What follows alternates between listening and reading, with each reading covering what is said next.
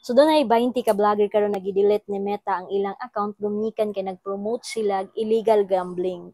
So hinumdumi baya igsuon. So ang uban na nasa mga 5 million kapin ang ilang followers, na apoy 9 million kapin ang ilang followers nga din gidelete ni Meta kay nag-promote og illegal gambling. So igsoon ko diyan ni Kristo, pipila kanila na aghat kaysa matag isa ka video hatagan masag 150,000. Karon kung kugihan kay ka magbuhat og video, so, ibig sabihin kung makagama kag pulo ka video within 10 days, doon na kay 1.5 million nga income, di ba?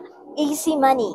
An atong hinumduman, kung sayon gali makaplagan ang kwarta, dali rasab kay na mawala, labi na kung kani dili pinaagi sa matarong. Hinumdumi, kung ikaw nagpromote og sugal, makasala ka sa pagpangawat sa ikapitong sugo sa Ginoo nga dili mangawat. Ngano?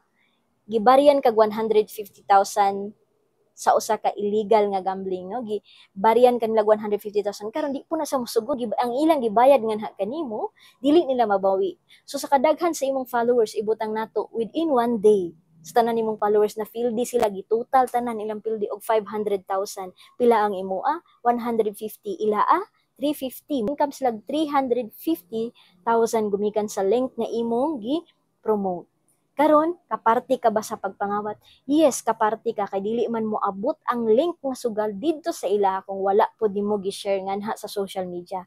Ug hinumdumi, sud-unga tong mga pamilya nga nabulag, nabungkag, gumikan kay na-addict sa sugal ang ilang partner, gibaligya ang kabtangan, apil ang balay, rason kini nabungkag ang ilang pamuyo, nahurot ang kabtangan gumikan sa sugal. Isa pa ka sa madubag niini sa Dios sa sala nga imong gibuhat. Mo nang ana ang usa ka vlogger nga nag-uol siya. Gisayangan siya, no? Gitagan siya 150,000 kada video, pero yung income ta sa Facebook is 700,000 to 1 million a month, which is nawala sa isa ka iglap. So ang usa day kabuhat nga daotan, di gina siya mulungtad forever and ever. Maabot gid ang panahon nga mawala gid na. So sama gud pananglitan, no, kay kung kita god manginabuhi bitaw nga tinarong niya sa gulan nato di maayo, mabot gina ang panahon nga atong hinaguan tanan mawala sa isa lang ka pamilok. Mo nang igsuon ayo gid pagbuhat og daotan, mapananglitan kung nagbaligya kag Cebu, moabot gid ang higayon nga masaktan ka. Moabot gid ang panahon nga madakpan ka sa kapulisan.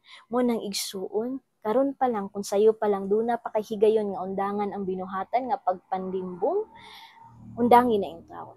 Kung ikaw karon kusog ika manimbungan sa timbangan sa imong isda, undangin na taon igsoon kay moabot gid ang panahon nga masakpan ka, wala na niya customer nga mosalig nga kanimo.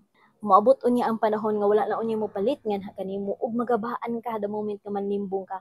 Kay the more kung unsa kadaghan ang imong gipundar sa isa ka pamilok, mahimo punang mawala tanan. Mo nang igsuon, pilia ang mga nabuhi nga matarong aron di ka makasala sa atong Ginoo.